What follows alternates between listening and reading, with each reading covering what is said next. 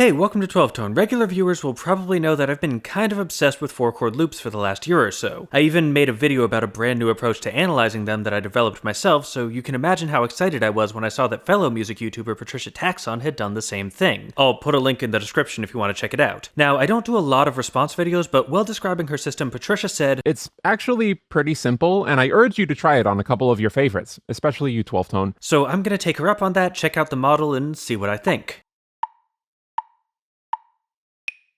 This video is sponsored by Soundcore. Okay, so in order to really understand what Patricia's doing, I think it'd be helpful to first look at what she's trying to replace, or perhaps more accurately what she's trying to augment, but we'll get to that later. Loop theory is a pretty under-researched area, but there are a couple models out there already that may help provide context for her approach. I'm gonna focus on two, both because they're the ones I'm most familiar with, and because I know from her video that Patricia is familiar with them too. The first of these is the groundbreaking model by Dr. Philip Tagg, whose approach was to assign each chord in the loop a particular function. This will probably be easier to follow if we use a specific loop, so here, how about this one?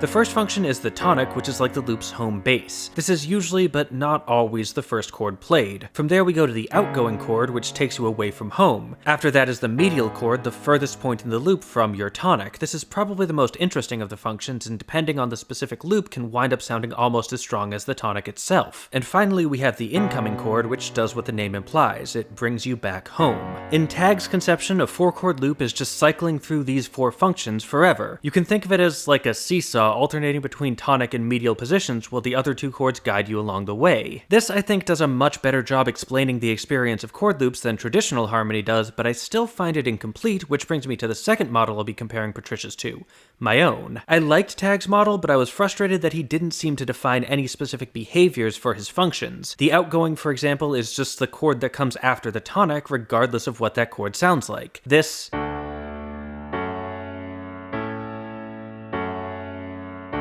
and this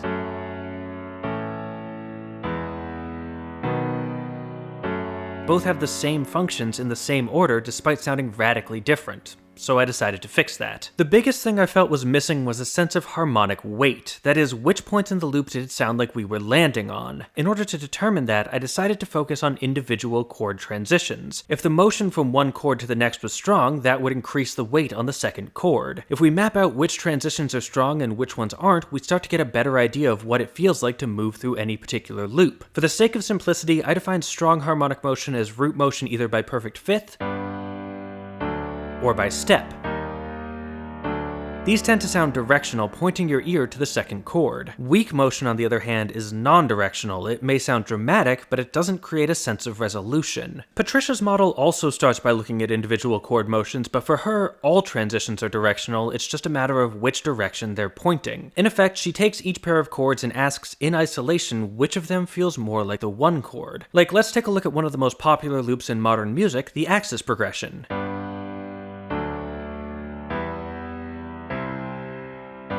This starts with 1 going to 5, pretty much everyone agrees on that. For the next transition though, traditional harmony would say we're in the key of G, so this is 5 going to 6 minor. And that's true, but it doesn't really tell us which direction these chords are moving. If we forget about G for a second though, and assume that for this musical moment, one of these two has to be the one chord, I think most listeners would say that it's probably the second one. That makes this flat 7 to 1. We haven't really left G, we're just temporarily borrowing our chord motion from the key of E minor. From there we go 1 to flat 6, and then we shift back to G and go 4 to 1. This might seem a little far-fetched, so let's try an analogy. I think the most obvious comparison is probably Giant Steps by John Coltrane, which includes this progression.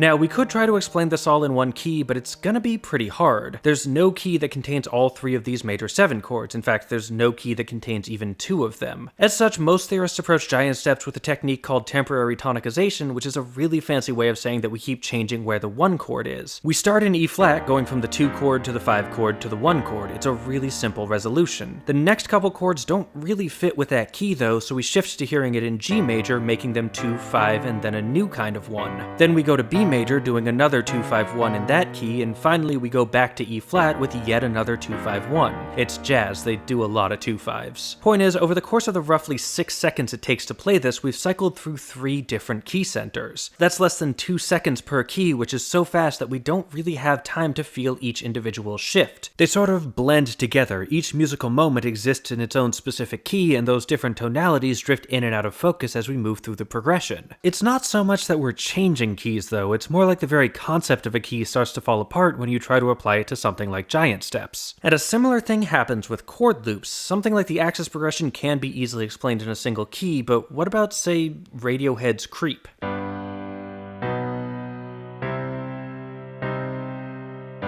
Again, there's no key that has all 4 of these chords. The best we can do is account for 2 of them. No, Creep isn't really built on a key, it's built on a series of individually interesting chord transitions, and that's exactly what Patricia's model is designed to uncover. So what kinds of motion are there? Well, there's lots, but she breaks them up into 2 main types depending on which of the 2 chords is currently functioning as the root. If we're going from one to something else, then the motion is a departure. You feel like you're leaving home. If we're instead going from something else to one, it's a resolution. You're coming back. She also briefly mentions the possibility of an extra transition, one where neither chord really feels like one. She describes this as a setup, a sort of musical holding pattern, but I don't get the impression that these are a very significant part of the model, and I'm not going to worry about them. For now, we'll just say that everything is either a departure or a resolution, and much like with my model, we can learn a lot about the shape of the loop by looking at where these different kinds of motion fall. When I'm trying to wrap my head around a new model, I find it helps to actually apply it, so for the sake of my own comprehension, I'm going to try some examples. Patricia, if you're watching and I got any of these wrong, please do let me know. Anyway, let's start with the doo-wop changes.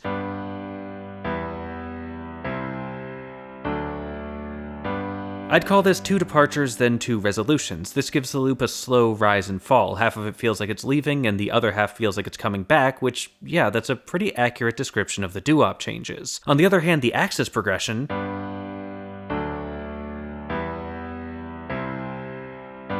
alternates between departures and resolutions, creating a softer, more evenly distributed flow. Again, that feels right. The plagal cascade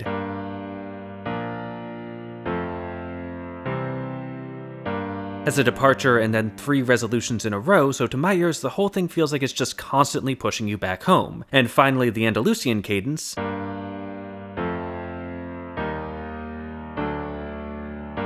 sounds to me like 3 increasingly fancy departures and then 1 resolution, so it just sort of drifts downward, dragging you further and further away from home before snapping back and starting again. But how do we tell which kind of motion we're looking at? Much like I defined weak harmonic motion as anything that's not strong, it seems like Patricia's defining a departure as pretty much anything that's not a resolution. She doesn't go quite as far as I did in defining the precise boundaries between her categories, but she does provide us with a helpful list of common resolutions, chord motions that'll probably sound like they go back to 1 most of the time. I'm not going to go through the whole list, but if you're familiar with modern harmony, it's roughly what you'd expect. We've got all the heavy hitters like 5-1, 4-1, and flat 7-1. The only thing that stood out to me here was the inclusion of flat 6 to 1 minor, which honestly, I struggle to hear as a resolution. That's not to say this motion doesn't exist. It does. You can hear it in Till the World Ends by Britney Spears along with plenty of other pop songs. In most cases I could find though, while flat 6 to 1 minor may be the correct labels in the song's key, if I listen to those sections in isolation, it sounds more like a departure from 1 to 3 minor. The most ambiguous song I could find was Beyoncé's Sweet Dreams, which, yeah, that does sound kinda like a resolution, but I'm not sure it's quite that simple. The melody is hanging mostly on G sharp, which means that while the bass note is B, it wouldn't be unreasonable to read this chord as G sharp minor 7. The reason it sounds like a resolution is that it's got shades of 4-1 running through it. Every other example I could find of this feels like a departure to me. That said, I want to be very clear on this point. Just because I don't hear this as a resolution doesn't mean Patricia's wrong. Music is subjective, and if that's how she hears this chord motion, then she should absolutely include it on her list. It's just a point on which I disagree. But the really interesting thing here is that in addition to putting together a list, she also ranks them by relative strength. You've got things like 5-1 at the top, which are so strong that modern pop music mostly doesn't use them to avoid creating too clear a stopping point. Another tier down comes 4-1, which is the strongest resolution you actually see much of in pop, and the list continues down from there. Now, I could take the time to quibble about the order here. Most notably, she calls flat 7 to 1 stronger than flat 2 to 1, and that doesn't seem right to me. Flat 2 is what's called a tritone 5-tone substitution, which means that we can use it as a replacement for the 5-chord, and again, the 5-1 resolution is the strongest resolution out there. Flat 7-1, on the other hand, is a lot sneakier, used when you want a smoother resolution that'll bring you back home without, turning it into a whole big thing. Now, again, all of this is subjective, and I'm not saying her list is wrong, just that I'd probably do it slightly differently. I did want to bring it up, though, because she observes that the flat 2-1 resolution doesn't really occur much in pop, and I think that may be because she's underestimating its strength. Not sure, though, something to look into. But while any specific ranking will ultimately be incredibly subjective, the idea of making one at all is really good, and it's something I didn't really do in my model. That was largely intentional. I wanted to keep my structures clean and clear to more accurately capture the big picture, but it does mean I can miss out on some potentially important nuances. And that's ultimately where I think Patricia's model is at its best, zoomed in as close as possible to pick out the subtle details of the various chord motions. This is where I start to run into some problems with the model, though, because it can be hard to determine which motions are which. In Patricia's own words, "My process thus far has just been to feel when something sounds like a resolution and analyze what it would mean for it to be so." And on the one hand, that's totally fine. That's how music theory works. Good analysis is about following your ears, so starting with what you hear and using that to help shape your model is perfectly reasonable. But on the other hand, relying exclusively on your ears does make it hard to generalize. I'm not really sure how to make predictions with this model because I can't say what I expect something to sound like until I've actually heard it. Honestly, when I did the examples before, I already knew what I wanted to find and I just assigned the necessary labels to make it happen. The problems this creates are perhaps best demonstrated with another look at our old friend, the axis progression.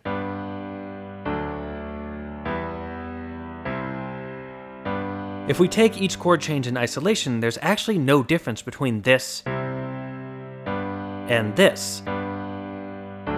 In both cases, we have a major triad falling down a perfect fourth to another major triad. They're exactly the same, and yet at the beginning of the video I said one of them was a 4-1 resolution, while the other was a 1-5 departure. So we're missing something. Patricia even points this out in her video. The 1 to 5 that begins the 4 chords of pop could be a 4 to 1 from a different perspective. I mean, it's definitely not that, but I'm not exactly sure how to demonstrate why. And first things first, shout out to Patricia for including this bit. It's always super tempting to pretend like you have all the answers and just sweep the loose end under the rug, but when you're doing real scholarship, you have to acknowledge your limitations. Every model has questions it can't answer yet, and putting those out there helps encourage the next wave of discoveries. That said, I may actually be able to help on this one. When I was putting together my model, I noticed pretty early on that the tonic chord was usually what I would call a destination. That is, it tends to get approached by strong motion and then leave by weak motion, making it feel like a landing point for the harmonic weight of the loop. In fact, I'd argue this is so common that we've just sort of learned to expect it, and the axis progression relies in part on that expectation. If we go back, we see that our 4-1 and our 1-5 both center the tonic chord, so my guess is that while in actual isolation these chord transitions are identical, if we view them with Tagg's labels in mind, we see that the motion from incoming to tonic is more likely to sound like a resolution regardless of what the actual chords are, while the motion from tonic to outgoing is probably going to sound like a departure. Because this particular chord motion could be reasonably read as either one, we mentally adjust our hearing to place the correct motion with the correct functions. And that, I think, is a good place to transition to my actual point. Patricia's model is incomplete, but that's fine, so is mine and so is Tagg's. Each of them is trying to answer a different set of questions, and each winds up with a different set of blind spots. Like, my model can't tell the difference between this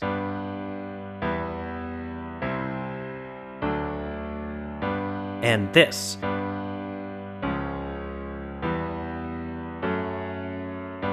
They've got the same setups in the same places, so as far as I'm concerned, they're the same loop, even though they sound pretty different. Patricia's model gives me the vocabulary I need in order to describe those differences, while my model helps identify the similarities that are there, even if they're not as easy to spot. The two models in concert do a better job attacking this problem than either one does on its own. And that's largely how I like to approach theory. I'm not a believer in having one big model that explains all the stuff. Lots of people have tried to build a sort of musical theory of everything, but they seem to always fail because there's just too much everything. Instead, I prefer to think of theory like a tool belt with a bunch of little models I can use to approach a problem from lots of different angles at the same time. In any given situation, some of them will be helpful and others won't, but it's always good to have them just in case. Patricia's model isn't going to replace the way I think about 4-chord loops, but it'll be a really useful tool in my tool belt, and I'm glad she was willing to share it. But when it comes to musical tools, there's really nothing more important than a good set of headphones. As you can imagine, videos like this require me to listen to a lot of music, and recently I've been trying out the new Liberty Air 2 Pro from Soundcore. These are Soundcore's newest set of Bluetooth headphones, and honestly, they sound really good. They've got great noise cancellation with 3 different modes depending on your environment, they come with adjustable pads so they're really comfortable to wear, and when it comes to audio quality, it's amazing how clean a sound they can get out of such a tiny package. And I'm not the only one impressed. The Liberty Air 2 Pro is even endorsed by a bunch of Grammy-winning artists, including Neo, Hailstorm, and DJ Mustard. Plus, they've got an amazing battery life with up to 8 hours of playtime, and once they run out, they recharge super fast too. They're my favorite pair of Bluetooth headphones I've ever owned, and best of all, they're really affordable. You can get your own pair for under $130 with the link in the description. And hey, thanks for watching, thanks to our Patreon patrons for making these videos possible, and extra special thanks to this video's featured patrons, Susan Jones and Jill Sundgaard. If you want to help out and help us pick the next song we analyze too, there's a link to our Patreon on screen now. Oh, and don't forget to like, share, comment, subscribe, and above all,